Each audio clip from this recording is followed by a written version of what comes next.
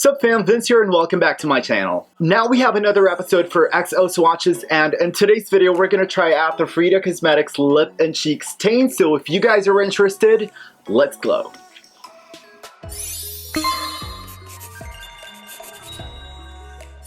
I want to give out a little disclaimer sa lahat ng mga XO swatches ko, especially if we're swatching lip tints. Lip tints does not have 100% full opacity, so the shades would differ from one lip to another. Lahat ng tao magkakaiba ng undertone ng lip. I do have dark lips, probably meron kayong lighter lips. So baka medyo iba yung dating ng color payoff sa akin compared sa inyo. And since lip tint nga siya, definitely magli-leave siya ng stain, and pag tin-dry out ko yung lahat ng shades na to, magpapatong-patong lang yung colors dun sa lips ko, and hindi niya mapapakita yung totoong color payoff. So we're gonna choose a few shades na itatry natin today. To start with, we have a few product information on the Frida Cosmetics Lip and Cheek Stains. So meron silang 7 shades in total. They have Zari, Arjuwani, Naranja, Amar, Oxido, Granate, and Vino, Tinto. Di ko alam kung saan inspired yung mga shades nila, pero yung mga first few shades, para siyang somewhat Arabic yung tunog sa akin. Well, kung meron kayong idea or if Frida Cosmetics is watching this, please let me know kung saan nag-originate yung shade names nito.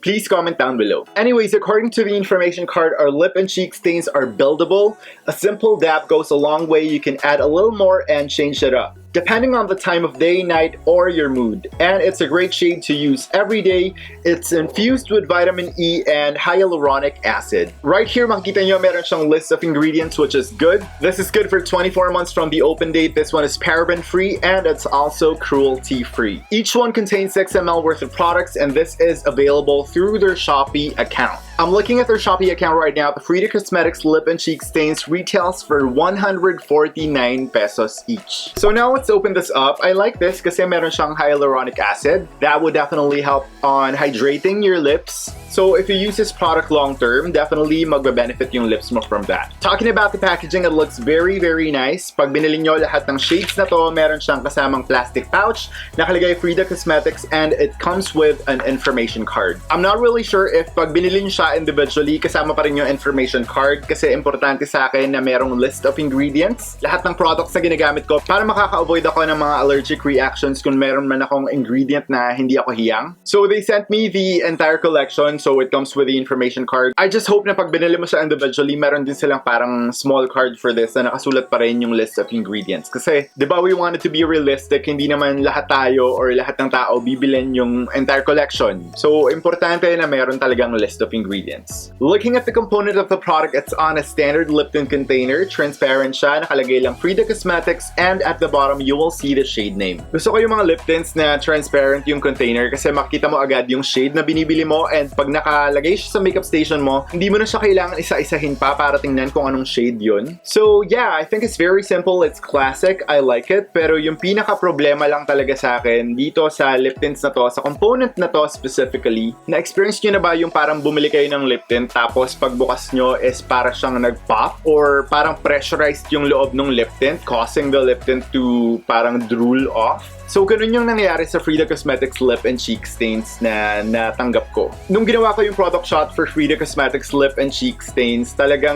nag-mark talaga yung stain dun sa backdrop ko. Dahil siguro sa pagkakagawa niya, parang naging pressurized yung loob, and pagbukas ko is parang sumabog siya, and nag-drip down yung product, coating the entire component, and pinunasan ko lang siya. Pero that moment lang naman yung nangyari. After that, nung ginagamit ko na siya, hindi naman siya nagkaganon. Now, Glow Fam, let's do some hand swatches. We're gonna start with the shade Zari. Zoom in ko na kayo ng very light para makita nyo definitely yung hand swatches. Amuyin muna natin siya. Alam mo yung scent niya is parang cherry. Yung kaamoy niya yung sa Squad Cosmetics na lip tint. Oo, legit, cherry talaga. Sobrang bango ng lip tint na to. So far, my entire life, dalawa pa lang yung lip tint na naamoy ko na amoy cherry. Not really a fan of scented lip tints, pero ito, sobrang bango talaga to, and gustong-gusto ko talaga siya. Yung pinaka pet peeve ko sa mga lip tints, lalo na pagdating sa scent, is yung amoy chemical yung lip tint. Tapos pag in-apply mo na siya is nilalasahan mo yung parang amoy chemical. If you guys know what I mean, comment below kung na-experience nyo na rin yun opinion, please let me know. Hindi talaga siya maganda. Another thing na nagustuhan ko is doe foot applicator siya. I'm not really a fan of lip tints na nakalagay sa roller type applicator. Dahil pag roller type kasi medyo messy kapag nilagay mo sa lips. When you use a doe foot applicator, sobrang precise mo siya malalagay. And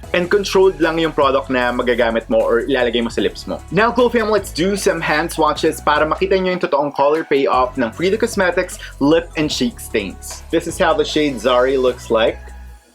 Oh, medyo intense yung kulay niya, as in intense yung kulay niya. Looking at the monitor right now, parang red yung nare-register niya sa monitor, pero if you look it up close, makikita mo talaga yung pagka-pink niya. Yung parang pag nilagyan ka ng Mertiolate sa kuko, is magiging pinkish yung color ng nail bed mo. Ganon yung itsura niya dito sa aking hand swatch. It looks nice, pero this one is leaning on the neon side. If trip nyo yung mga lip tint na medyo neon yung dating sa lips nyo, then this would be the shade for you. The next shade that we're gonna try is the shade Amar. If you guys would notice, yung Frida Cosmetics lip tint is meron siyang stopper. This is very different compared dun sa first shade na na-try natin kasi yung first shade parang hindi masyadong kumagat yung stopper. This one medyo malinis yung dating ng ating applicator. Now, let's do a hand swatch of the shade Amar. This is how Amar looks like on the hand swatch. Looking at it, Amar is a bright red-orange shade. Sobrang makita mo talaga yung orange undertone niya pero nangingibabaw pa rin yung red pigment dito sa shade na Amar.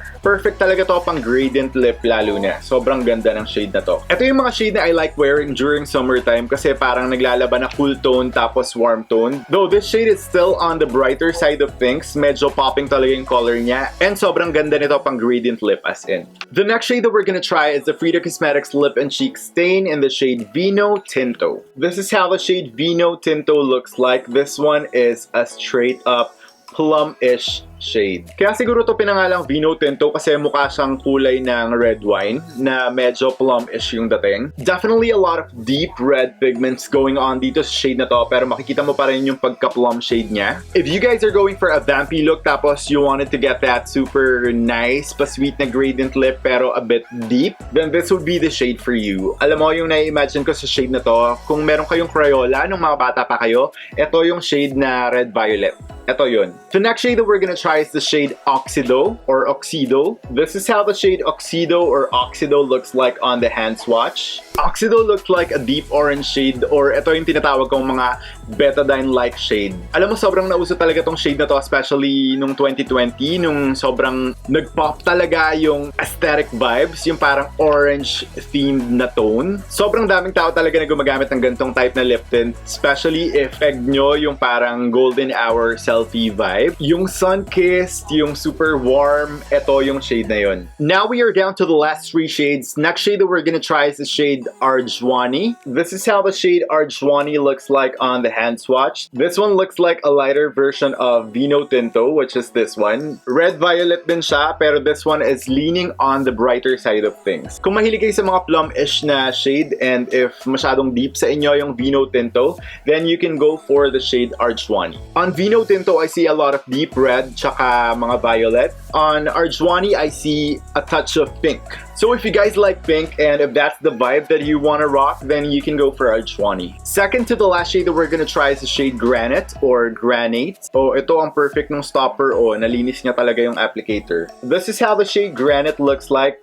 Whoa. Ito definitely close talaga to sa Vino Tinto. As in, sobrang halos same yung shade nila. Pero Vino Tinto is still deeper. This one has more red pigment on it. Alam mo, swatching this shade, parang na-miss ko gumawa ng super vampy look talaga. Sobrang ganda nito, lalo na pag ginawa mong gradient lip. Dun lang sa loob mo ilalagay para magkaroon ng parang deep dimension yung lips. Sobrang nice niya. Last but not least, we have the shade Naranja. I-swatch na natin tong Naranja. This is how the shade Naranja looks like. Oh, okay. Naranja is another Mertiolate shade, pero this one is a different brand of Mertiolate dahil orange pigment talaga siya. Here's the difference of Naranja and yung first shade na tinry natin. This one is on the pinkish side, pero super bright and popping.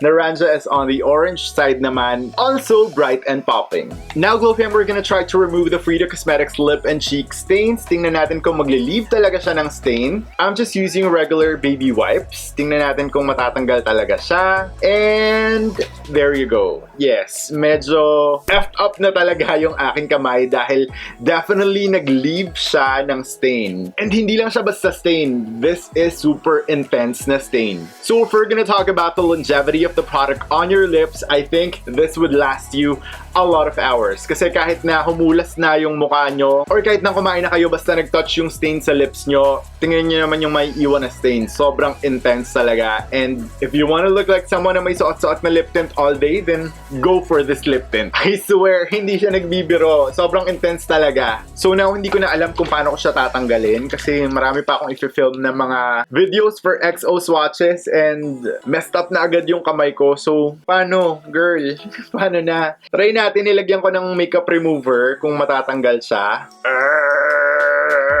Ito pa rin, nandito pa rin yung stain niya. Hindi ko na alam kung paano ko siya tatanggalin. Siguro tatry kong maghugas ng kamay ng malupitan talaga. Pero yeah, ito na yung iniwan niyang stain sa kamay ko. Intense. So now nakapag-decide na ako, the shade that I'm going to try out is the shade Amar. Dapat pala pinakita ko muna sa inyo kung ano yung shade, pero ito yung shade na yon. Ayan, yung nandito. So now let's try this out. Gagawa lang ako ng gradient lip. Burahin muna natin yung lip product na meron ako ngayon. And now let's try this out. Ayan, ito yung shade na Amar. Lalagay ko lang siya dito.